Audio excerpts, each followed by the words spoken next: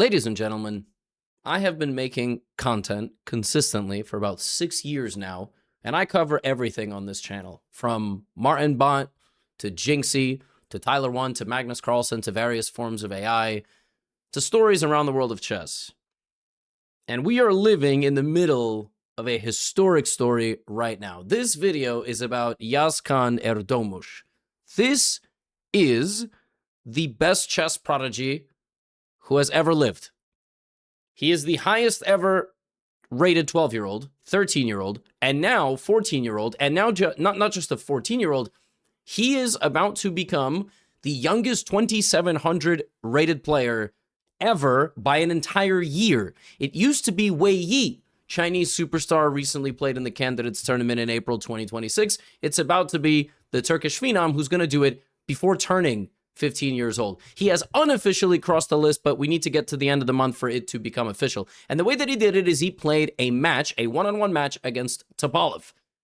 And if you know who Topalov is, Veselin Topalov, one of the best players in the 90s and early 2000s in the world of chess. Completely incredible individual.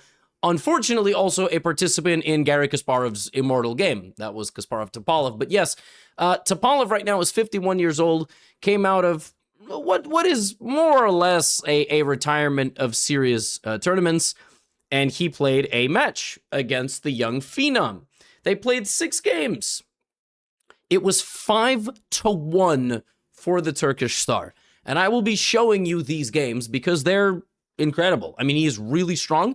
At the same time, you can definitely tell Topalov did not play to his, prime potential. And then we will talk about, in general, these types of one-on-one matches at the end. So we have d4, knight f6 in one of the early decisive games, a queen's gambit. And I was a little bit surprised Topalov didn't choose something very solid.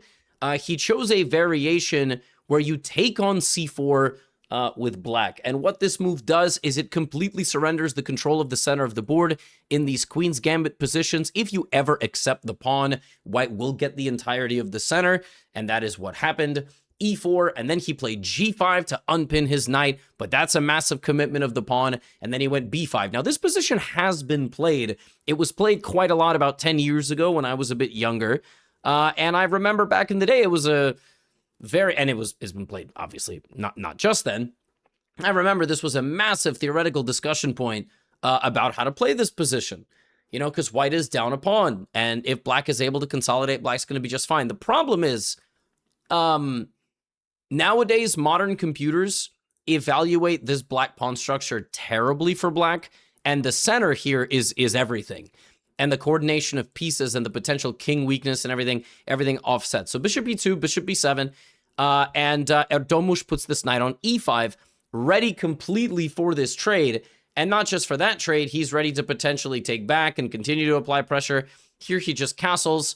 Topalov plays h5, which is the thematic move of the position, playing for h4 with some serious pressure, trapping this bishop. Now we swap these knights, and we play queen c1, targeting the pawn, giving up the pawn on d4, although taking it is simply too dangerous, because again, black's king is in the middle of the board. This is really going to come down to white's king is safer than black's king.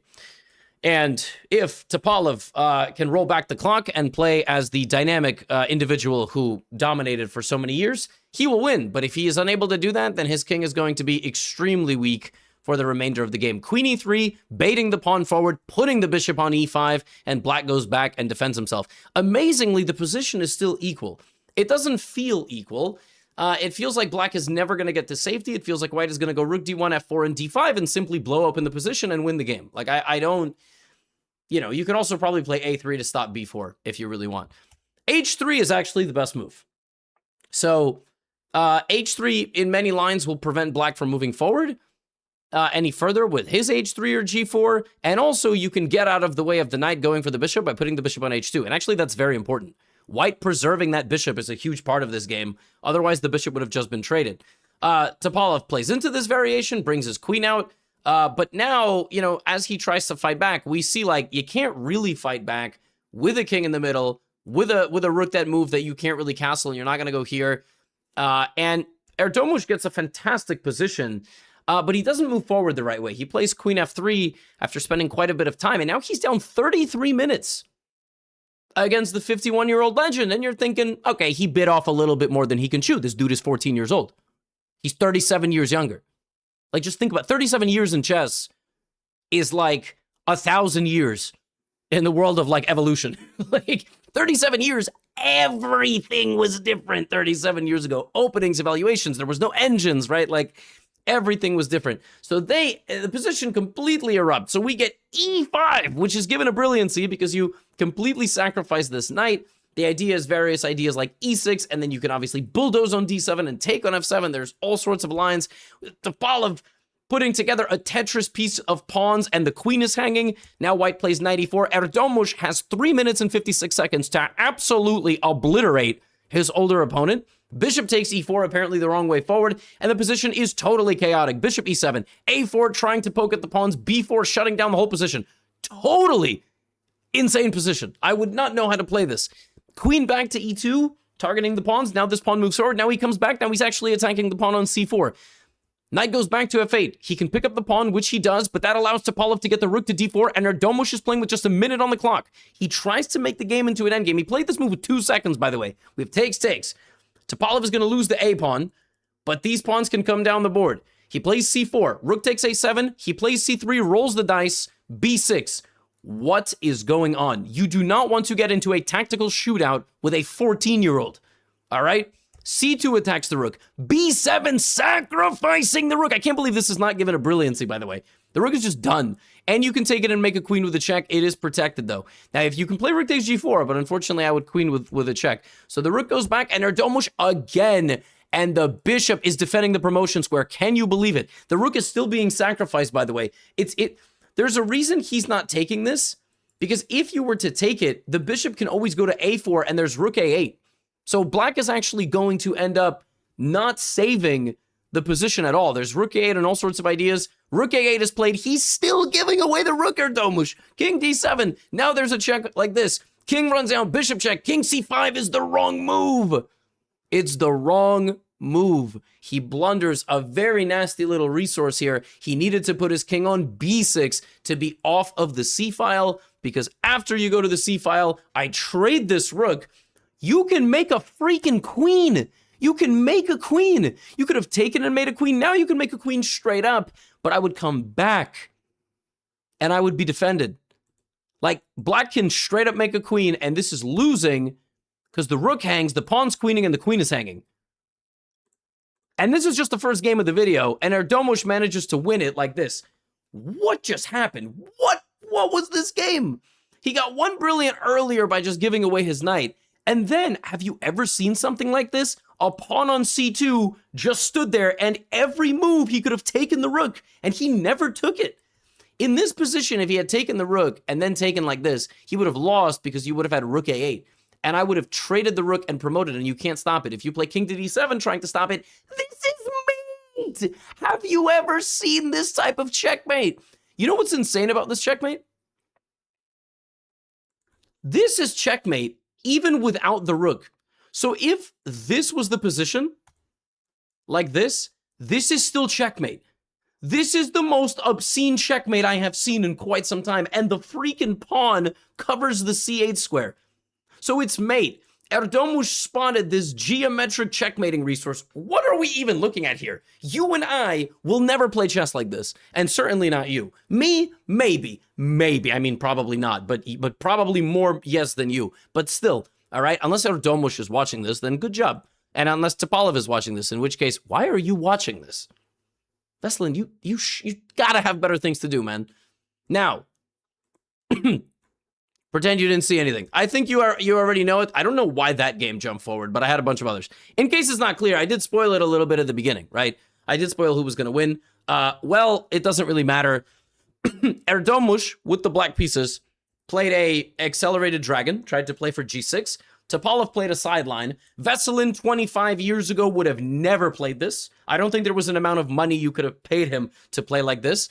But he deliberately does not enter an open Sicilian, instead choosing a bit more of a locked structure, right? It's a typical position. Black has excellent game here, trading the light squared bishop for the knight on F3. Position is looking quite nice.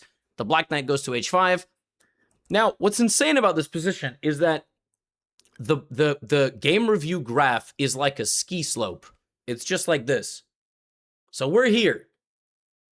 So we're about to get all the way down there. And just like the dominance with which the young man wins this game after gaining a boost of energy from the previous win was very impressive. So he goes here, and rook b8, and always in these dragon positions, black has queenside play. In these closed Sicilian positions, when the bishop is here, and white played a little bit of a strange Sicilian.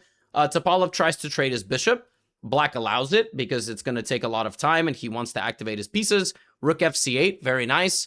It's quite clear what's happening here. Maybe jumping forward, maybe d5, maybe c4, maybe b4, maybe a5. Anything is possible, all right?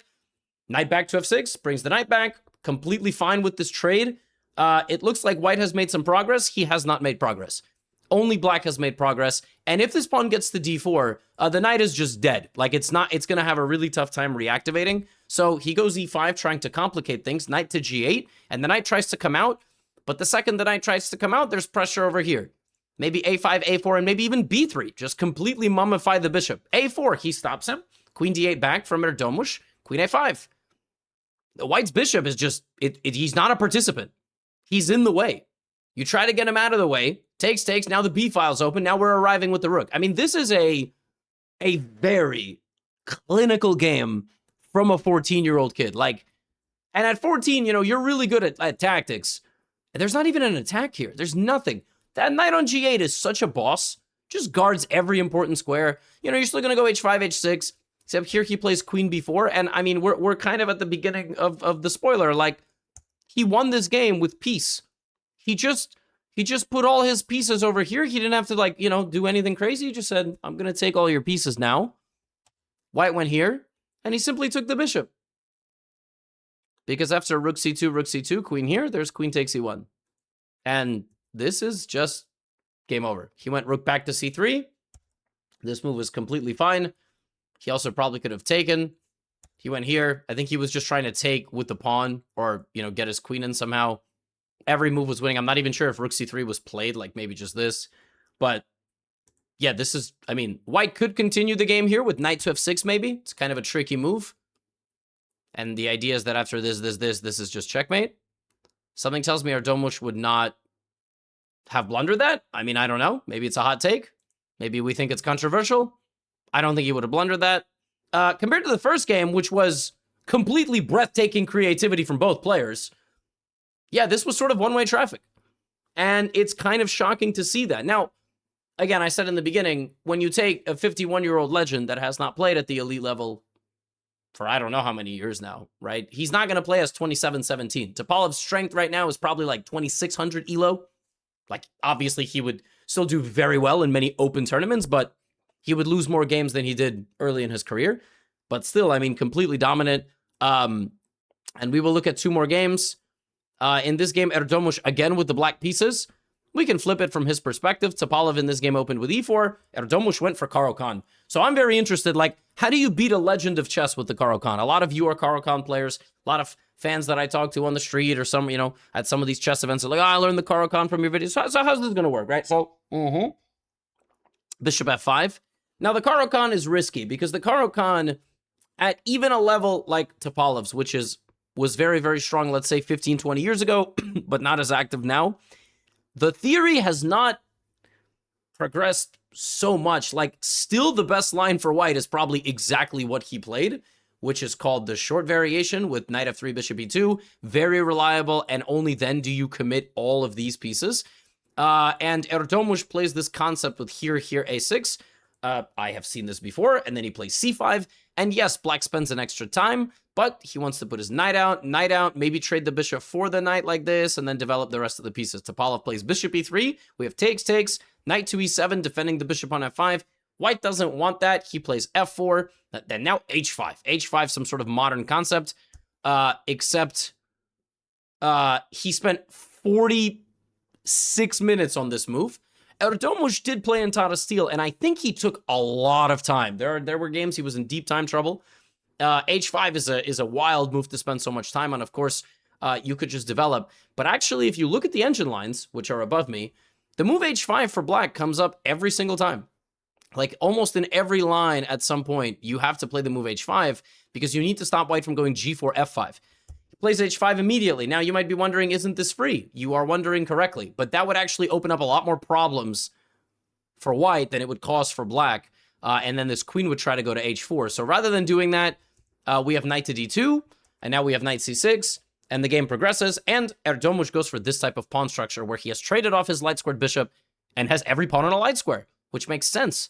You also should play like this. In general, a better balance is needed, but here, I mean, these two bishops are not really ever getting in. Yes, the dark squares are weak, just don't allow the knight to go to f6. Bishop d3, he plays rook c8, he's waiting. This is one of Topalov's strongest positions for sure. b5 and b4. So Veselin in this game, up again, 40 minutes on the clock, completely shutting down, the play of black. Not really clear how Erdoğan is gonna push the pace here. He drops back with his knight. He only has 11 minutes. So things are looking bleak. They are not looking fantastic here. I would not be so happy playing this position, you know? But here we go. Let's see what's gonna happen, okay? So h3. And really, in a lot of lines, you could go for g4, completely shutting down the knight. You also can play g3 and king g2 and just slowly improve that side of the board. Erdoğan goes back to f5. That's how you know something's gone wrong. But this pawn move does allow him to get this square, and he goes to occupy that square. He wants to maybe even put the knight there, even though it would lose him a pawn. At least he would get some activity toward the king. Exactly what I'm talking about, by the way. He's completely giving up a pawn. Now, white should play rook e1 or rook g1. That's what he does. Now g5. With 5 minutes and 57 seconds, the young man rolls the dice, goes directly at Topalov's king. Now, simple move like pawn takes g5 is actually just bad. This trade's just bad. Just bad. Rook g8 is coming. I can put my king on d7. I can put both rooks over here somehow. Maybe even f6 or f5 in some positions. Try to activate the g and the f rook like this. It's a bit scary, which is why he goes queen d2, which is a good move. Now rook g8. Now maybe I'm not even going to take this. I'm going to go g4. Trade the pawn and then get to g2. Maybe. c3. Big moment. Do we take or do we push? We take, which seems nuts because the queen can come out. But you can't quite bring out the queen right now because if you did this, I would go bishop g5, take, and then I would even trade the queens. And white's not winning here anymore. There is no attack, and if anything, white's going to lose. So you can't trade all the pieces, so Topalov plays rook c2. And what I'm amazed about Erdoğan is that he plays insanely well with no time on the clock. He has 2 minutes. The way he still glides through this position and makes all the clutch decisions is beyond me. a4 is a nice move, trying to poke at this position. He takes it. Topalov plays rook a2, opening up another front of attack. d4 is a wild move for complications. It's not the best move. Topalov should play bishop takes a6, apparently. And then after dc3, he should then take on f4. Remember, he couldn't take on f4 previously because black was going to be able to trade all the pieces. But now you can't trade all the pieces. You can still take on f4 now. So he plays knight takes d4, though, which is incorrect. Let's move d4. Topalov here needed to play queen takes f4 and then, take this pawn. And that's the way that he apparently needed to play. He does this. And Erdoğan with 2 minutes. 2 minutes. Immediately takes the right pawn. And he's opened up some counterplay. Bishop takes a6. You don't even have to move the rook. Erdoğan grew up watching Gotham content. I have absolutely zero evidence of this, and in all likelihood, it is not true, because if he did, he wouldn't be 2,700 at 14. Maybe he'd be 700 at 14, which is still respectable if you're not going to consider chess a career. By no means am I rating shaming anybody. In fact, if anything, I would say nowadays, being 700 is very different than being 700 a long time ago. People at 700 now play very legitimate chess. And in general, the rating system is going a little bit lower and lower all the time because of all the new players that are pulling points down. There's probably deflation and so on. So anyway, that's all fine and good. F3, a brilliant move. There's some bad stuff about to happen to that king. The best move is actually to play king to g1. Or give a check and probably now play king to g1. And he does that. But we are talking about a scary looking position now. Knight takes e2, rook takes g2, king to f1, and now My guy Erdomush sacrificed this rook, and now he sacrifices another one. Rook takes f2, and he gets in with the queen. Just a moment ago, this kid had this position. Everything was deadlocked. And in a matter of 7 moves, this man ripped open the center completely. The queen goes to the opposite side. The king has to walk out. And 2 times now in this match, he is making Topalov put his king on a square. And that is not easy. You have to go back. You cannot go forward. Simple enough. We give a check. The king has to run forward. Apparently, this is wrong. The king needs to continue to run. You need to run. You need to run with the king, activate the knight, and then move the queen somewhere. He does this, and Erdomush is now better. With 2 minutes remaining on the clock, a rook down, but a slightly weakened white king. Knight to e4 check. The king is in the middle of the board. The knight goes to g5, attacking the queen. The queen goes to b7, targeting the black position, and now we have rook c7. We might go for a draw. No draw.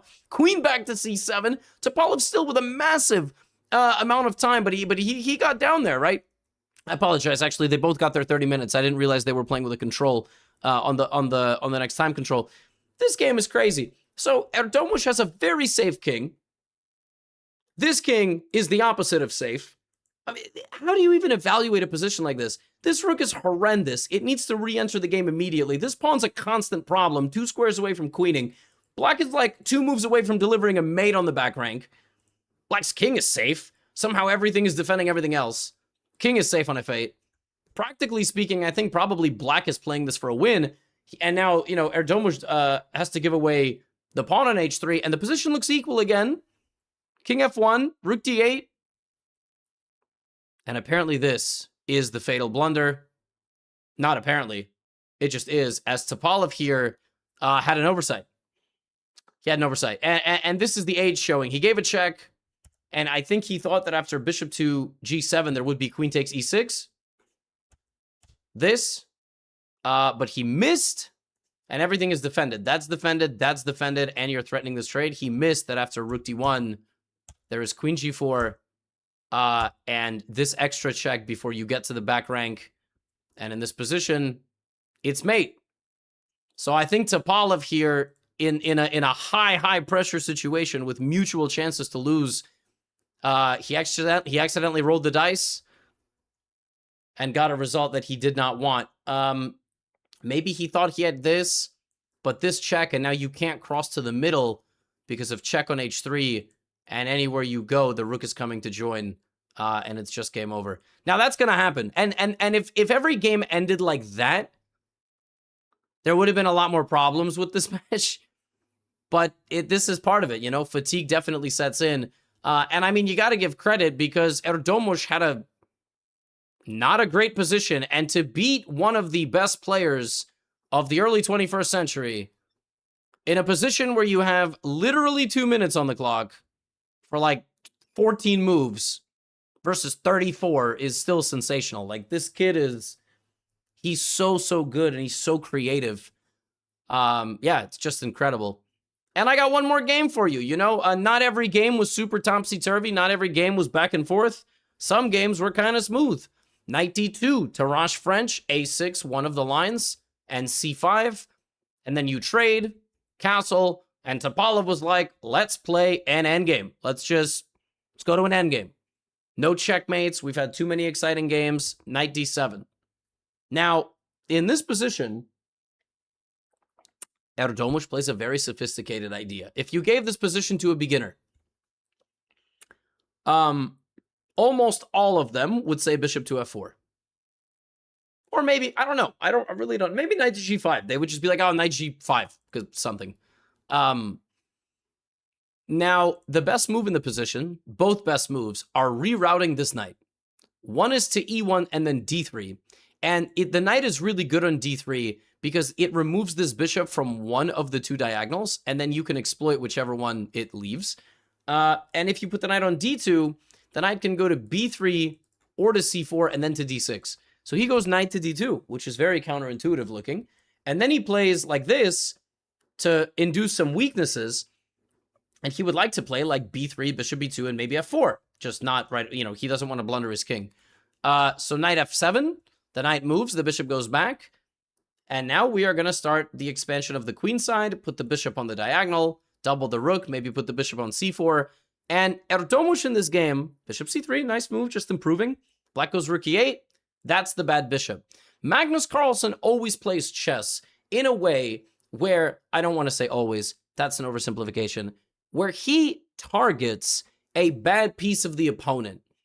And he makes it a really difficult time getting back into the game with that piece. Now here, if Black can't develop his bishop, he might try to go e5 and here, but then White will go bishop c4. And then if you trade with me, I'm going to get my rook to the 7th rank where it's going to pressure everything. So Erdomush senses that. He senses that when he pushes Black's pieces back, when he plays a4 and plays a5, these pawns are going to be tough to move. White is going to be able to target them throughout the game.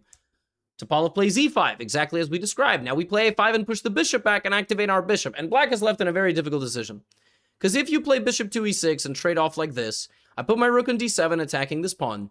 If you move this pawn, I will passant you, and now my rook is pressuring this pawn for the rest of the game, and White has a very nice advantage. If alternatively you play very passively like this, I will bring my king out of this pin so I can enable the movement, play rook d1, maybe rook c7, maybe rook d7, maybe knight to c5 with my rook defending, and I will slowly grind you down. It's going to take some time. Topalov plays rook b8, he doesn't yet trade. Now king f1 unpinning, bishop e6, and the exact position that I have described happens. So let's see how a 14-year-old, who's obviously a wizard in low time, extremely good nerves, like extremely good under pressure, very good defensively and tactically, check here, rook c7, how will he beat a legend in a position like this? Dominant positional edge. Black goes h5 looking for counterplay, we activate the rook. This is total domination. It's complete domination. Rook and bishop cannot move. Knight can't move.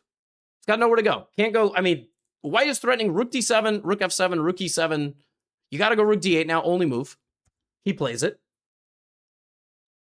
We trade. And just rook g7. And Black is going to try to defend this position aggressively. So he gives away the pawn because there was nothing else. Like, if here with Black you played a move like e4, I give check. The king goes to d7. And I force a terrible position because you can't take. So you go to b8, I play here, you go here, and I play knight c5, and you resign. And if in this position you went back, I would play knight c5, you would play king e7, I would play rook g6, and complete domination, you will lose all your pawns, literally all of them. And for that reason, Topalov sacrifices a pawn to get some activity. This is very normal in endgames. There is no activity here for Black. The pawn on c3, here comes the king. Rook a6 is a nice little tactic. We go 2 pawns up in an endgame. We're only 1 pawn up, but we have the 2 pawns together. And Erdomush, complete, methodical destruction. This is a really instructive position. I actually would like to show you how amazing this is. So if g5 were to be played here, yeah? White can play this move h4. Say, how's that possible? How can you play the move h4? After pawn takes h4, you play king to f4. This pawn will be lost, and these pawns will promote. And if you go g4 check, there's even some positions where you can give away the whole queen side. So, you know, something like check here, here, here is completely winning for White because White just wins both the pawns and then wins the game. And Erdomush ended this match with a score of 5-1, 4 wins and 2 draws. Now, I did say in the beginning of the video I would talk about, you know, these one-on-one matches. We've seen several of them. Right now, Hans Niemann is back to doing them. He did them a few years ago. In general, things with Hans Niemann are kind of cyclical. I think we saw some one-on-one matches, then they stopped. Now there's some more.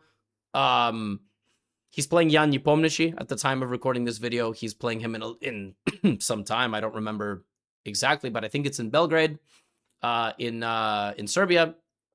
These one-on-one matches are interesting, but to me, they're more interesting if it's active players. And Hans just played a Wander Liang.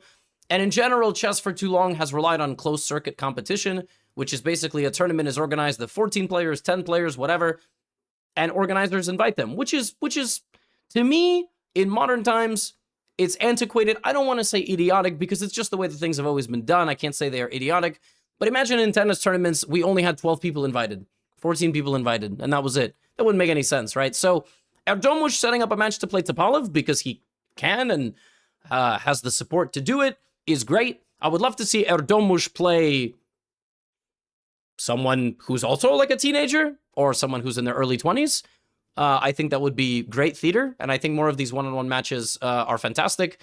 Congratulations to him. It seems that he will beat the record to be the youngest 2700 by like an entire year. And he is certainly the strongest prodigy the chess world has ever seen. Now, breaking a rating record is not the same as winning elite tournaments like the Grand Swiss, the World Cup, and then making it to the candidates. There is still a level to go, but he's a super grandmaster now. There's only like 30 people in the world that have a higher rating than him, or 40. That's mind-blowing. That's all I have for you today. Get out of here.